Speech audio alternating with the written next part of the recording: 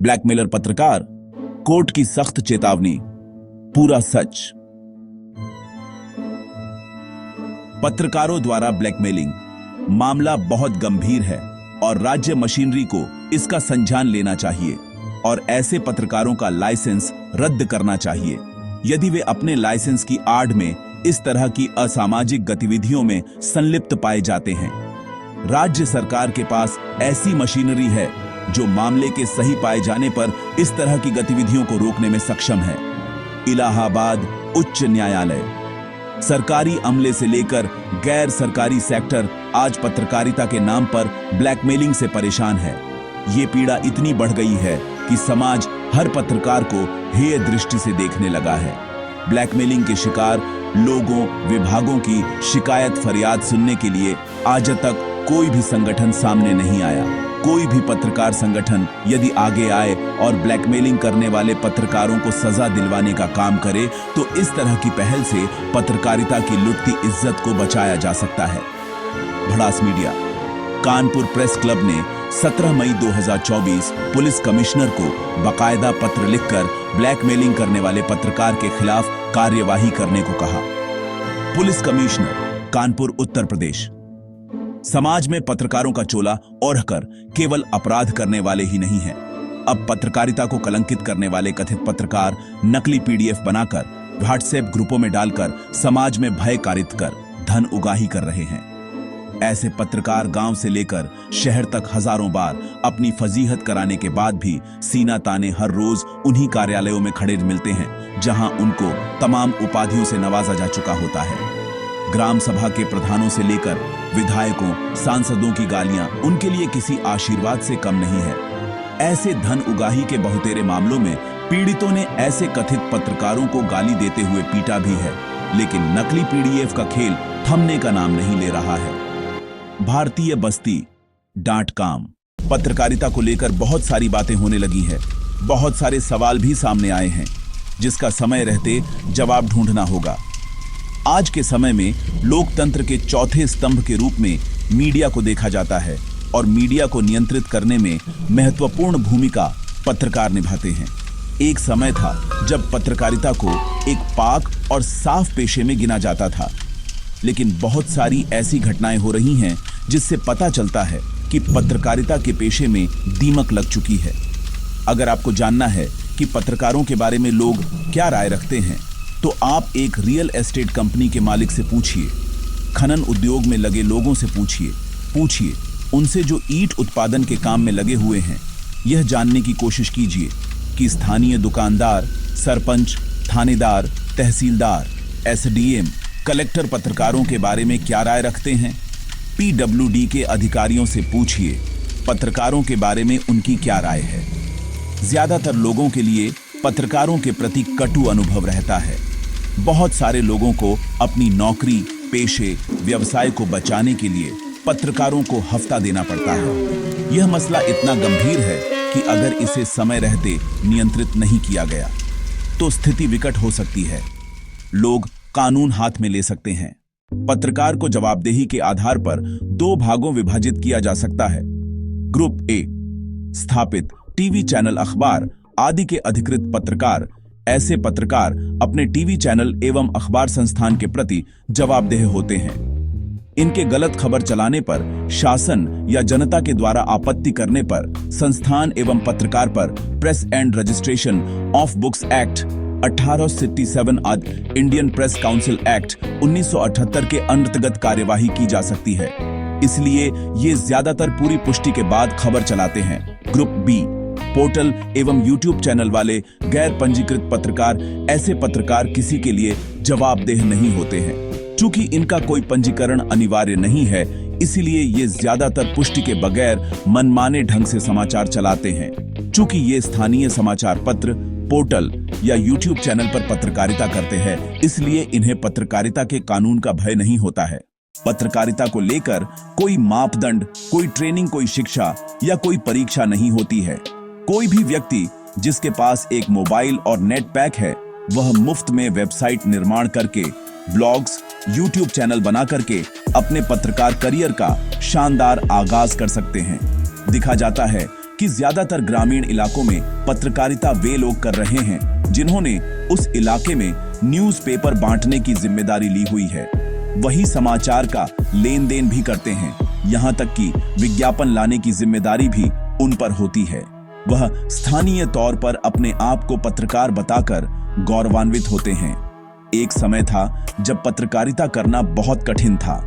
आपको बहुत सारे संसाधन जुटाने पड़ते, कर्मचारी रखना पड़ता या फिर किसी संस्थान में पत्रकार की नौकरी के लिए गुहार लगाना पड़ता, तब पत्रकार बन पाते थे। आइए जानने की कोशिश करते हैं कि आज कल ज्यादातर लोग पत्रकार क्यों बनना चाहते हैं। लोकतंत्र को ध्यान में रखते हुए या कहें लोकतंत्र के चौथे स्तंभ बनने की खातिर बहुत सारे लोग पत्रकारिता में हाथ आजमाने लगे हैं। इसके कुछ कारण हैं जिनकी चर्चा यहां पर करना जरूरी है। ए, अच्छी कमाई का जरिया। बहुत सारे लोग पत्रकारिता में इसलिए आते हैं क्योंकि उन्हें लगता है कि कम समय में बहुत सारे पैसे यहां पर कमाए जा सकते हैं, और ऐसे बहुत सारे पत्रकारों की लिस्ट है राष्ट्रीय स्तर पर जो करोड़ों अरबों के मालिक हैं। हालांकि यह रुपए उनके पास कैसे आए हैं, यह जांच का विषय है। बी, फेमस होने की चाह। बहुत सारे लोग पत्रकारिता में सिर्फ इसलिए आते हैं क्योंकि इस क्षेत्र में आने के बाद बहुत जल्दी प्रसिद्ध होने की आशा होती है। परिचय में जब आप पत्रकार बताते हैं तो लोग आपकी बातों को गौर करने लगते हैं। यह उन लोगों के लिए बड़ी बात है जिनकी बातों को कोई गौर नहीं करता है। सी, राजनीति और ब्यूरोक्रेसी में पहुंच। पत्रकारिता में आने का सबसे बड़ा फायदा यह होता है कि आपका संबंध सीधे अपने कस्बे के विधायक, मंत्री, नेता अथवा बड़े अफसर से बन जाता है। बड़े नेता और अफसर के सामने जो व्यक्ति खड़े होने की भी योग्यता नहीं रखता, वह पत्रकार बनकर उस योग्यता को पा लेता है और अपनी जरूरतें बहुत आसानी से पूरी करता है। डी, समाज सेवा का दिखावा। कुछ लोग इस पेशे में इसलिए आना चाहते हैं कि उनकी प्रतिष्ठा समाज सेवक, त्याग मूर्ति की बने। पत्रकारिता पर दीमक कैसे लग रहा है? मीडिया पत्रकारों के हाथों में है और जब पत्रकारिता में भ्रष्टाचार की बात आती है तो सारे पत्रकार टूट पड़ते हैं, एक हो जाते हैं और ऐसे पत्रकार को पत्रकार मानने से ही इनकार करते हैं। कहते हैं कि फर्जी पत्रकार है, यानी जो पत्रकार भ्रष्टाचार करता हुआ पकड़ा नहीं जाता वह पत्रकार होता है, और जो पत्रकार पकड़ा जाता है वह फर्जी पत्रकार है पत्रकारों की भाषा में। ऐसे ही कुछ कारणों से पत्रकारिता पेशे पर कलंक लगता जा रहा है। इन्हें संरक्षण मिलता है जिस पर चर्चा करना यहाँ पर जरूरी है, खास तौर पर ग्रुप बी के पत्रकार के बारे में। पत्रकार आज इतने ताकतवर हो चुके हैं कि वे सरकार की छवि को बिगाड़कर उसे सत्ता से बेदखल कर सकते हैं या सत्ता पर काबिज करवा सकते हैं। ब्लैकमेलिंग और अवैध वसूली का धंधा ग्रुप बी के वेब पोर्टल और यूट्यूब वाले कुछ पत्रकार ब्लैकमेलिंग और अवैध वसूली के धंधे में लगे हुए दिखाई पड़ते हैं। हाल ही में एक घटना का जिक्र मैं करना चाहूंगा। एक पत्रकार ने अपनी वेबसाइट में न्यूज़ कवर किया कि बड़े पैमाने में अवैध खनन किया जा रहा है। 200 डंपर मुरूम को डंप किया गया है, जिसमें वहां के कलेक्टर से लेकर एसडीएम तहसीलदार तक मिले हुए हैं। डंप करने वाले व्यक्ति के नाम को उजागर किया गया, प्रशासन पर भी लांछन लगाया गया। जब अधिकारी इसकी जांच के लिए पहुंचे तो झांत हुआ कि यह सारा काम परमिशन से वैध तरीके से किया जा रहा था। पूछताछ करने पर झांत हुआ कि उस पत्रकार ने ठेकेदार से RS 2 लाख की मांगा था और नहीं देने पर बदनाम करने की धमकी दे रहा था। इस तरह की घटना रोज घटती है। अगर आप गूगल में पत्रकार ब्लैकमेलिंग अवैध वसूली टाइप करके सर्च करेंगे तो आपको लाखों समाचार एक ही स्थान पर मिल जाएंगे। ऐसे पत्रकारों के कारण शासन की छवि को भी नुकसान पहुंचता है। कई कर्मचारी और अधिकारी नाम न छापने की शर्त पर कहते हैं कि उन्हें अपनी बदनामी के डर से ऐसे पत्रकारों को हफ्ता देना पड़ता है। वे यह भी कहते हैं कि पत्रकारों के खिलाफ कड़े कानून नहीं होने के कारण थाने में शिकायत करने पर या कोर्ट में जाने पर भी कोई राहत नहीं मिलती है। इस कारण ऐसे पत्रकारों के हौसले बुलंद रहते हैं और वह इस तरह की अवैध गतिविधि करते रहते हैं। यह जांच का विषय होना चाहिए कि पत्रकार 4-5 सालों में करोड़ों की संपत्ति के मालिक कैसे हो जाते हैं। यह विषय ध्यान देने योग्य है कि एक पोर्टल या यूट्यूब चलाने वाला पत्रकार जिसके व्यूज के आधार पर या हिट के आधार पर उसे पेमेंट मिलता है, यह पेमेंट इतना कम रहता है कि वह अपना केवल घर परिवार ही चला सकता।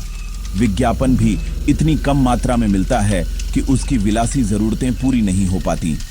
लेकिन इन पत्रकारों के पास पक्के मकान, गाड़ियां, शानदार कार्यालय, कर्मचारी होते हैं। जाहिर है इसके पीछे ब्लैकमेलिंग और उगाही का नेटवर्क काम करता है। यह बातें ग्रुप बी के पत्रकारों में ज्यादा देखने को मिलती हैं।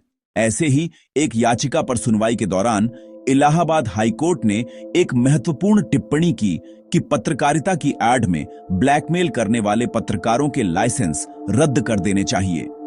13 जून 2024 को सुनाए गए इस निर्णय में हाईकोर्ट ने कहा कि राज्य मशीनरी को उन पत्रकारों के लाइसेंस रद्द कर देने चाहिए जो अपने लाइसेंस की आड़ में साधारण व्यक्ति को ब्लैकमेल करने जैसी असामाजिक गतिविधियों में शामिल हैं। दरअसल इलाहाबाद हाईकोर्ट में दायर एक याचिका में मांग की गई थी कि ब्लैकमेलिंग के आरोपों का सामना कर रहे पत्रकार, उसके 2 साथियों एवं एक समाचार पत्र वितरक के विरुद्ध कार्रवाई को रद्द किया जाए। इसी मांग को ठुकराते हुए जस्टिस शमीम अहमद की पीठ ने कहा कि राज्य को पत्रकारिता की आड़ में ब्लैकमेलिंग जैसी असामाजिक गतिविधियों में लिप्त पाए जाने वाले पत्रकारों के लाइसेंस रद्द कर देने चाहिए। मामले की सुनवाई के दौरान राज्य सरकार की ओर से उपस्थित जीप ए तथा अपर महाधिवक्ता ने कहा कि पूरे राज्य में एक गिरोह सक्रिय है जिसमें पत्रकार शामिल हैं। यह गिरोह समाचार पत्रों में आम आदमी के विरुद्ध सामग्री छापने तथा समाज में उनकी छवि खराब करने की आड़ में उसे ब्लैकमेल कर आर्थिक लाभ तथा अन्य लाभ प्राप्त करने जैसी असामाजिक गतिविधियों में संलिप्त है। इस पर कोर्ट ने कहा, मामला बहुत गंभीर है और राज्य मशीनरी को इसका संज्ञान लेना चाहिए। ऐसे पत्रकारों का लाइसेंस रद्द करना चाहिए यदि वे अपने लाइसेंस की आड़ में इस तरह की असामाजिक गतिविधियों में काम करते पाए जाते हैं। राज्य सरकार के पास ऐसी मशीनरी है जो इस तरह की गतिविधियों को रोकने में सक्षम है अगर मामला सही पाया जाता है। टीवी चैनल जैसे बड़े संस्थानों को तो लाइसेंस की जरूरत पड़ती है, लेकिन यूट्यूब तथा पोर्टल चलाने वाले पत्रकारों को किसी प्रकार की कोई लाइसेंस की जरूरत नहीं पड़ती है। यह इस तरह के अवैध काम धड़ल्ले से करते हैं। लोकतंत्र के इस स्वयंभू स्तंभ को ठीक से चलाने के लिए शासन को कुछ निर्णय लेने चाहिए। 1. बिना वैध सबूत के सूचना के समाचार प्रकाशन प्रसारण करने पर कड़ी कानूनी कार्रवाई की जानी चाहिए, क्योंकि इससे समाज में पीड़ित व्यक्ति की छवि खराब होती है जिसकी भरपाई नहीं की जा सकती। 1. पत्रकारों के अपने आय के साधन का खुलासा करना चाहिए कि उनके पास यह संपत्ति कहां से आ रही है और वह अपने संसाधन को चलाने के लिए पैसे कहां से ले रहे हैं। 2. ऐसे व्यक्ति जो पत्रकारिता को बदनाम कर रहे हैं उनकी आजीवन पत्रकारिता करने में रोक लगा देना चाहिए। 1. मानहानि के दावे के संबंध में बने कानून को कड़ाई से लागू करना चाहिए और सीमित समय में ऐसे पत्रकारों के खिलाफ तुरंत निर्णय आना चाहिए। 1. पत्रकारिता प्रारंभ करने के लिए किसी योग्यता का निर्धारण करना चाहिए। परीक्षा पास करने के बाद ही पत्रकारिता करने की अनुमति मिलनी चाहिए। बहुत बहुत धन्यवाद, आपने इस वीडियो को ध्यान से देखा। आपको यह वीडियो कैसा लगा कमेंट करके जरूर बताएं और इस वीडियो को ज्यादा से ज्यादा शेयर करें।